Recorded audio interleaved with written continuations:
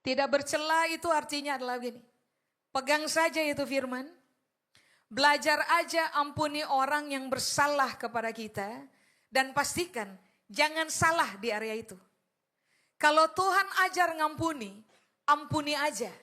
Jangan pakai syarat. Dia kan bersalah sama saya. Harusnya dia datang dulu dong. Minta maaf sama saya.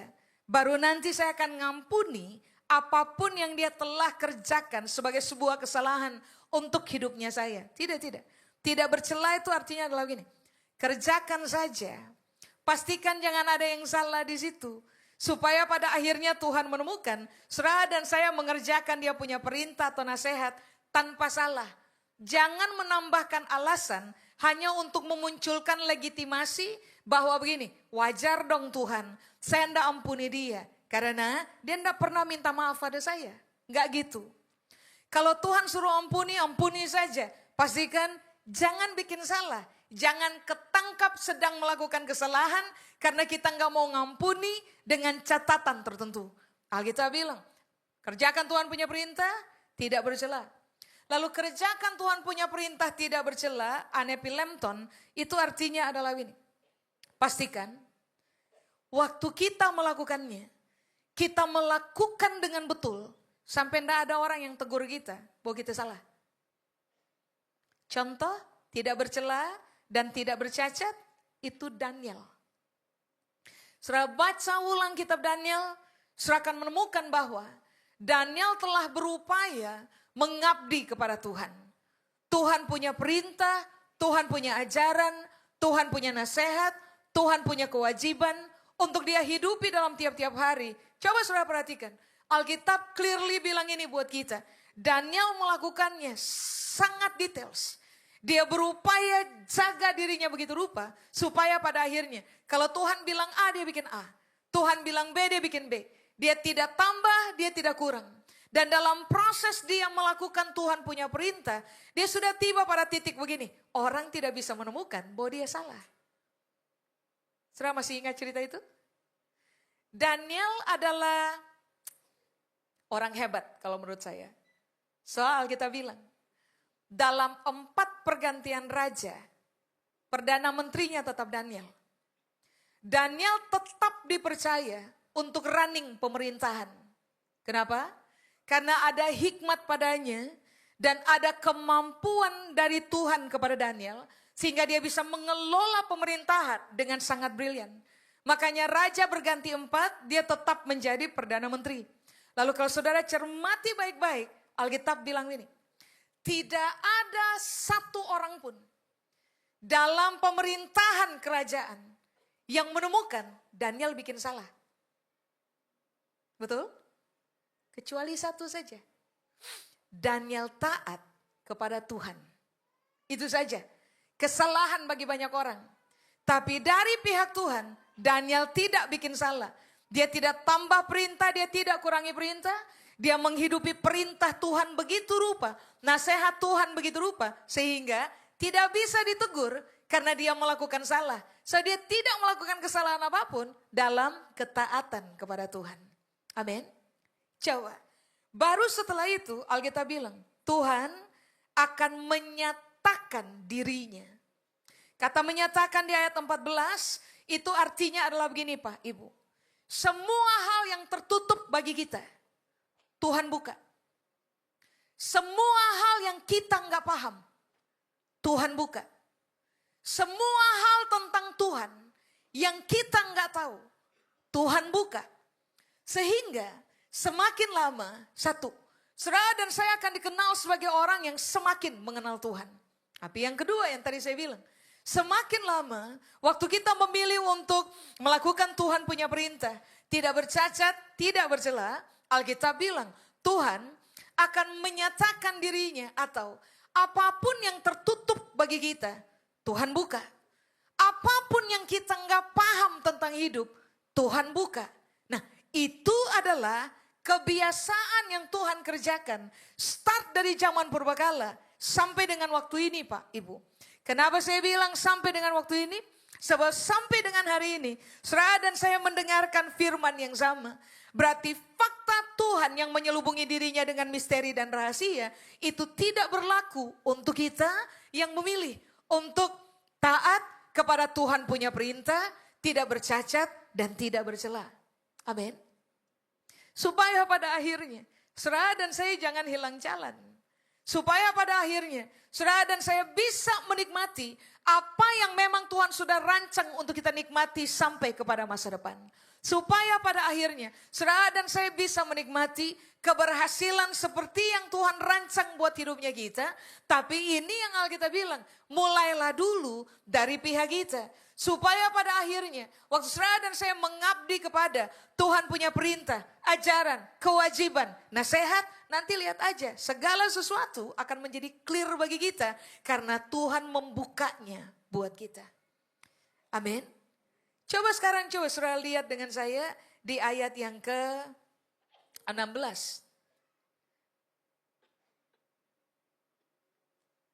Saya pikir ini harus kita pahami. Alkitab bilang, tadi saya sudah bilang, dia satu-satunya yang tidak takluk kepada maut. Sudah? Dia bersemayam dalam terang yang tidak terhampiri. Terang yang tidak terhampiri, kata yang tidak terhampiri. Itu bahasa Yunani bilang aprositon. Aprositon itu artinya adalah ini. Tidak ada akses dari pihak manusia untuk bisa ketemu dengan Tuhan. Gak ada akses. Sehebat itu Tuhan, sehingga orang biasa gak bisa dapat akses untuk masuk ketemu dengan dia. Setinggi itu Tuhan, sehingga tidak ada manusia biasa yang bisa dapat akses untuk ketemu dengan Tuhan yang memegang semua misteri hidup dan rahasia kehidupan. Makanya kenapa Paulus berupaya kasih tahu kepada Timotius, tapi Tuhan yang menutup dirinya, menutup semua akses untuk membuat manusia menghampiri dia, ternyata akan menyatakan dirinya kepada saudara dan saya selama dengan serius kita memilih melatih diri kita untuk mentaati Tuhan punya perintah, tidak bercacat dan tidak bercela. Amin. Coba. Saudara buka dengan saya sekarang. Daniel pasal 2. Ini penting. Ayat 46 dan ayat 47.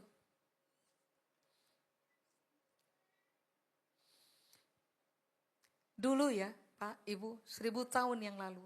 Udah lama banget. Saya tuh pernah membuka sekolah doa. Salah satu materi yang diajar di sekolah itu adalah bagaimana mendengarkan suara Tuhan. Sebab pertanyaan manusia terbesar sepanjang zaman adalah bagaimana mendengarkan suara Tuhan. Orang berupaya untuk begini, mendengarkan suara Tuhan supaya mereka jangan salah langkah, jangan salah arah. Tapi orang kebanyakan mengalami kesulitan untuk mendengarkan Tuhan punya suara. Secara dari zaman purbakala, Alkitab telah memberitahukan kepada kita bahwa memang dari sejak awal Tuhan itu misteri. Dia menutup dirinya dengan rahasia. Dia tutup semua akses agar tidak sembarangan orang bisa sampai kepada dia. Kecuali orang-orang yang mengikuti Tuhan punya perintah, membangunnya sebagai gaya hidup dengan tidak bercacat dan tidak bercela. Baru penguasa ini, raja ini, Tuhan ini akan menyingkapkan segala sesuatu untuk kita. Saya kasih contoh, Daniel pasal 2. Mari saya baca ayat 46 sampai dengan ayat 47. Daniel pasal 2 ayat 46 sampai dengan ayat 47. Alkitab bilang, lalu sujudlah Raja Nebukadnezar serta saudara menemukan kejanggalan di situ enggak? Saya bertanya nih Pak, Ibu. Menemukan kejanggalan dari statement itu enggak? Raja tidak pernah sujud kepada siapapun. Karena raja punya posisi itu tertinggi dalam sebuah kerajaan. Tapi Alkitab bilang, Raja Nebukadnezar ngapain? Sujud menyembah Daniel. Lalu ini raja yang menempati posisi tertinggi dalam kerajaan hari itu menitahkan, mempersembahkan korban dan bau-bauan kepada Daniel. Sudah? Pertanyaannya, kenapa terjadi apa yang disebut dengan upside down? Yang tinggi kenapa ke bawah? Yang di bawah kenapa di atas? Karena Daniel hari itu cuma Perdana Menteri, Pak, Ibu. Raja punya kuasa ada di atasnya. Kenapa sampai raja sujud menyembah Daniel? Rupa-rupanya ada alasan. Lihat ayat 47.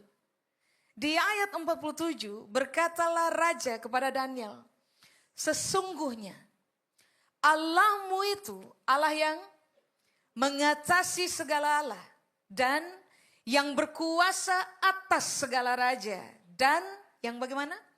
Menyingkapkan rahasia-rahasia sebab engkau telah dapat menyingkapkan rahasia itu. Masih ingat tadi di ayat 15 Paulus bilang apa kepada Timotius? Tuhan adalah penguasa. Tuhan adalah penguasa di atas segala penguasa. Raja di atas segala raja. Tuhan di atas segala Tuhan. Di ayat 14 Paulus bilang, pribadi yang ini nih akan menyatakan diri kepadamu. Akan menyingkapkan rahasia kepadamu.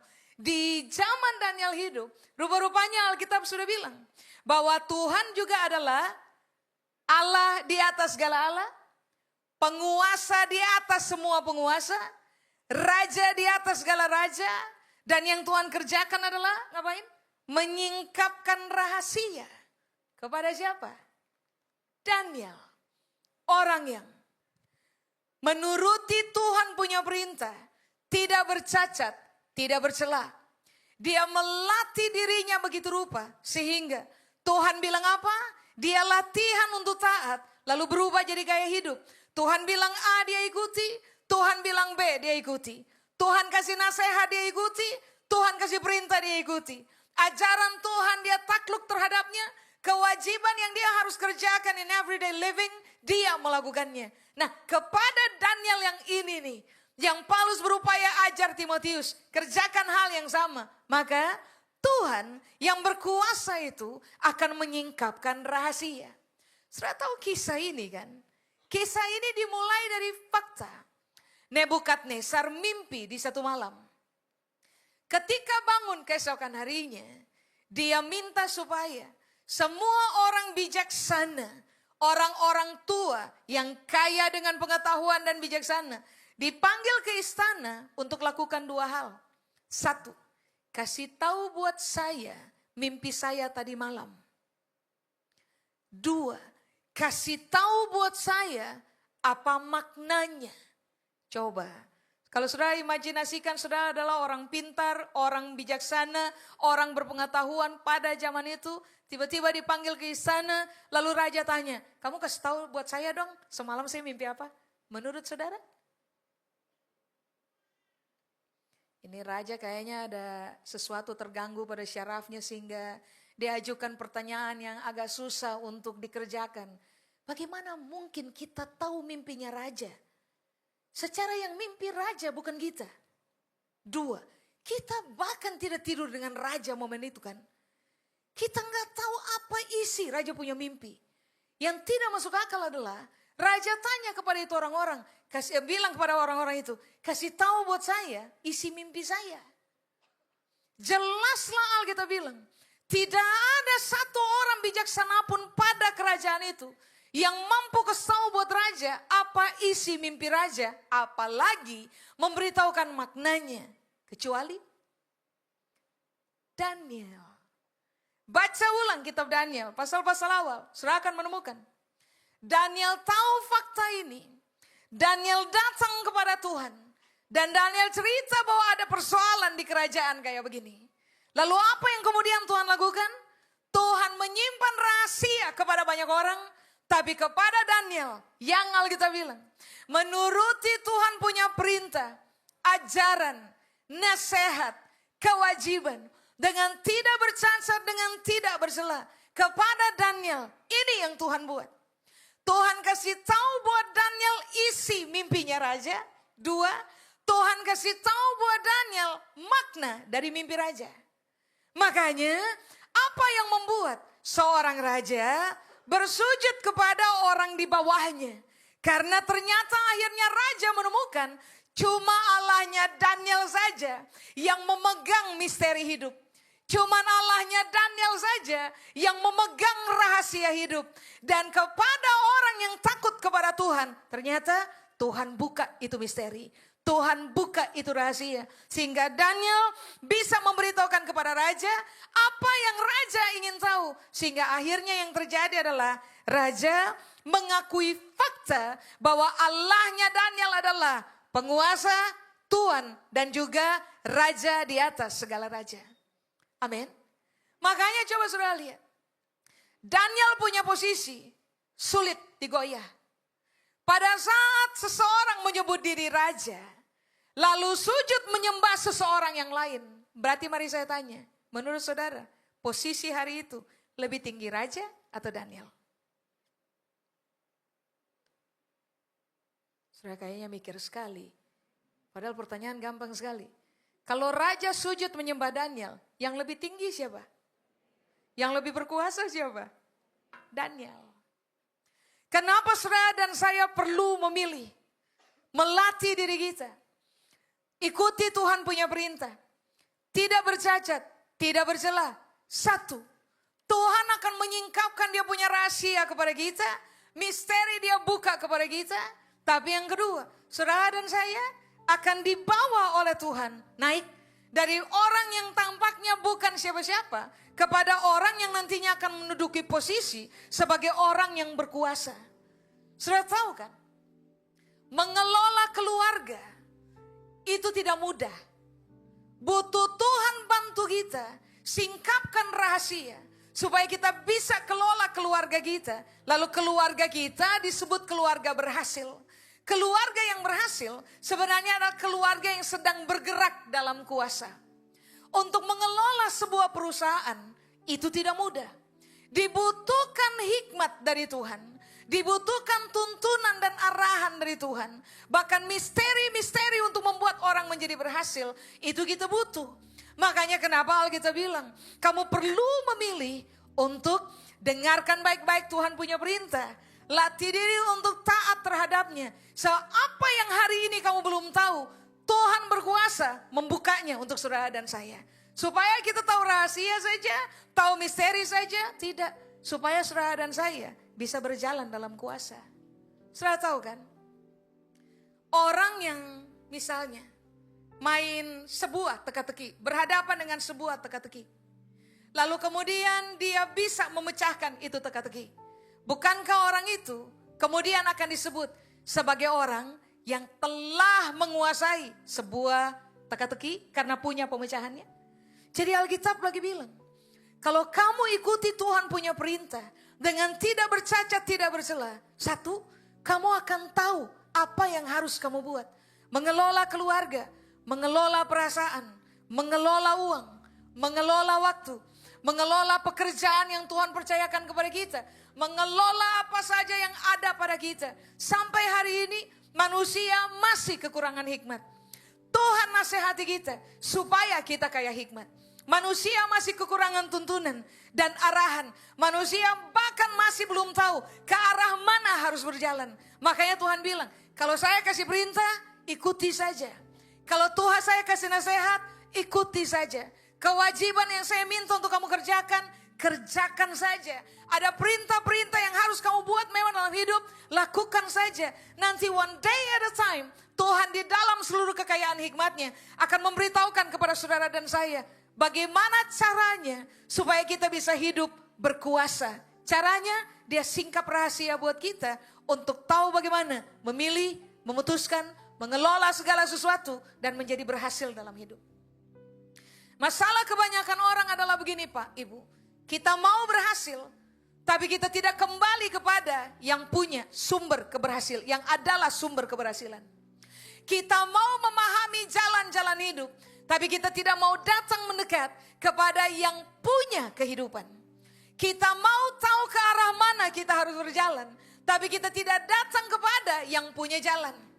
Kita mau betul-betul menjadi orang yang menguasai apa aja dalam hidupnya kita dan menjadi berhasil, tetapi kita tidak kembali kepada Tuhan punya tuntunan, arahan, perintah, nasihat, kewajiban untuk kita taati dalam hidup kita tiap-tiap hari. Makanya dengarkan ini baik. Alkitab berupaya kasih kepada kita, Tuhan memang adalah misteri. Ada banyak rahasia hidup yang Dia masih simpan. Kalau saudara baca kitab Daniel, saudara akan menemukan bahwa ada banyak, ada banyak hal yang masih dimeteraikan. Dan akan menunggu waktu, Tuhan bilang, akan menunggu waktu, meterai itu dibuka. Sehingga orang akan menerima yang disebut dengan penyingkapan rahasia, penyingkapan pemahaman, penyingkapan misteri. Sehingga orang akan tahu ke arah mana harus berjalan, untuk alasan apa kita hidup dan bagaimana caranya supaya saudara dan saya berkuasa dalam apapun yang Tuhan percayakan kepada kita, lalu kita berhasil. Makanya secara sederhana Alkitab cuma bilang begini, kamu tahu kan bahwa Tuhan adalah penguasa hidup. Tahu betul 1000 tahun dari hari ini apa yang akan terjadi. Supaya kamu bisa mencapai Dia punya rancangan seperti yang Dia mau kamu capai, caranya sederhana saja. Dekati Tuhan dengan cara perhatikan Dia punya firman, perhatikan Dia punya nasihat, Dia punya arahan, Dia punya perintah, Dia punya kewajiban. Latih diri mengerjakannya. Satu hari ke satu hari, latihan terus menerus akan membuat saudara dan saya terbiasa dengan Tuhan punya nasihat, terbiasa dengan Tuhan punya perintah, terbiasa taat kepada Tuhan punya perintah. Nanti lihat, pada waktu-waktu saudara dan saya butuh tuntunan, Tuhan buka rahasia buat kita. Saudara dan saya tidak akan menjadi orang yang kehilangan tuntunan. Saudara dan saya akan menjadi orang yang tahu betul ke arah mana kita harus berjalan. Apa yang harus kita buat. Bagaimana cara kita hidup. Tuhan akan menolong kita di dalam seluruh kekayaan hikmat-Nya. Sehingga pada persimpangan-persimpangan jalan yang saudara dan saya harus hadapi dalam hidup kita tiap-tiap hari, Tuhan akan menyatakan rahasianya atau misterinya. Sehingga saudara dan saya tahu betul, kita perlu belok kanan atau kiri, kita perlu maju atau mundur sebentar. Ingat ini baik. Kalau mau berhasil dalam hidup, Alkitab bilang, kalau mau menduduki keadaan di mana saudara dan saya bergerak dalam kuasa, Alkitab cuman bilang begini, dekati Tuhan, kejar perintahnya. Dekati Tuhan, kejar Dia punya nasihat. Dekati Tuhan, kejar Dia punya arahan, ajaran, kejar Dia punya firman. Minta Dia wahyukan dirinya buat kita, supaya kita tahu betul perintah macam apa yang kita harus taat dengan tidak bercacat dan tidak bercela. Karena setelah itu nanti saudara lihat, kita tanya Tuhan jawab. Kalau Tuhan tidak jawab hari ini, nanti beberapa langkah ke depan, Tuhan pasti menyingkapkannya kepada saudara dan saya. Kalau kita mengalami kesulitan untuk memilih apa aja, bahkan memutuskan apa aja dalam hidup, nanti Tuhan akan membuka dirinya, menyatakan dirinya, kasih tahu buat saudara dan saya bagaimana memilih, bagaimana mengambil keputusan. Sehingga pada akhirnya pilihan yang kita buat, keputusan yang kita ambil akan menyelamatkan kita dalam perjalanan kehidupan. Amin. Coba pertimbangkan dengan baik. Hidup misteri. Tuhan yang pegang misteri. Tuhan gampang sekali buka untuk saudara dan saya. Asal saudara dan saya mengerjakan seperti yang Daniel kerjakan. Paulus ajar kepada Timotius. Kalau Tuhan kasih perintah, dengarkan sungguh-sungguh. Taati saja. Tidak bercacat, tidak bercela. Nanti saudara akan lihat, saudara dan saya akan menikmati hidup sebagai orang yang tahu arah dan orang yang berkuasa. Keluarga kita berhasil. Pengelolaan apa saja yang Tuhan percayakan kepada kita akan menjadi berhasil. Kenapa? Tuhan buka rahasia mengelola kepada saudara dan saya. Sehingga kita nggak ada di posisi bawah. Tuhan akan bawa kita kepada posisi berkuasa. Ada di atas, cemerlang dan melepaskan pengaruh bagi banyak orang. Sehingga orang tahu bahwa Tuhannya kita adalah Raja di atas segala raja. Penguasa di atas segala penguasa. Tuhan di atas segala Tuhan. Yang akan membuka misteri dan rahasia buat saudara dan saya. Amin. Saya paham betul saudara pasti punya banyak pertanyaan dalam hidup. Sometimes orang suka bertanya why kepada Tuhan. What's going on? Kenapa ini terjadi? Tahu nggak? Tuhan bisa jawab. Tapi ada langkah yang saudara dan saya harus memilih untuk mengerjakannya. Takluk diri kepada Tuhan. Dia akan buka rahasia apa saja buat kita. Amin. Sudah, saya selesai. Saya undang saudara mari bangkit berdiri. Mari kita datang kepada Tuhan.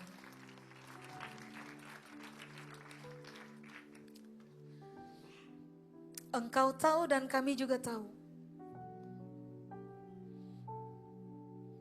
bahwa yang kami hadapi tiap-tiap hari itu banyak yang adalah misteri dan rahasia.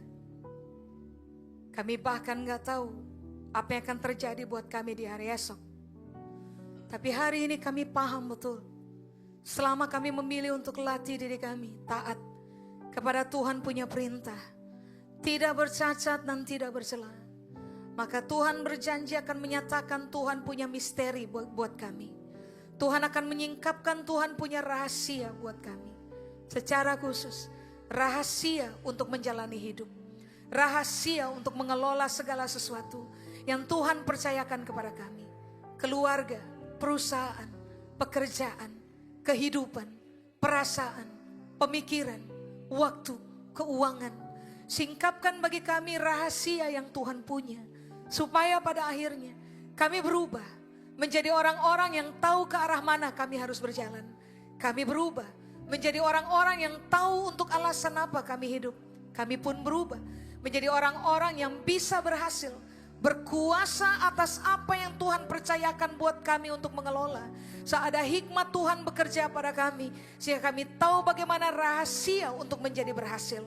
Tuhan membuka misteri bagi kami untuk menjadi berhasil dan menjadi orang yang menguasai bidang yang Tuhan percayakan kepada kami. Giring kami kepada keberanian untuk memutuskan, takut kepada Tuhan, takluk kepada Tuhan punya perintah. Berapa banyak dari Bapak Ibu yang mau angkat tangan di hadapan Tuhan sambil berkata, saya butuh Tuhan singkapkan buat saya rahasia. Rahasia hidup supaya saya berhasil. Rahasia supaya keluarga saya berhasil. Rahasia supaya perusahaan saya berhasil. Rahasia supaya pelayanan saya berhasil. Rahasia supaya anak-anak saya bisa terdidik dengan berhasil. Rahasia apa saja untuk membuat saya ditemukan sebagai orang berhasil dan berjalan dalam kuasa. Saya butuh Tuhan menyingkapkannya untuk saya. Itulah sebabnya saya akan memilih untuk mengikuti Tuhan punya perintah. One day at a time. Dengan tidak bercacat dan tidak bercela. Saudara orangnya, saudara boleh angkat tangan. Kami angkat tangan kami di hadapan Tuhan. Kami butuh sorga menopang keputusan kami sore hari ini dengan kekuatan yang dari sorga.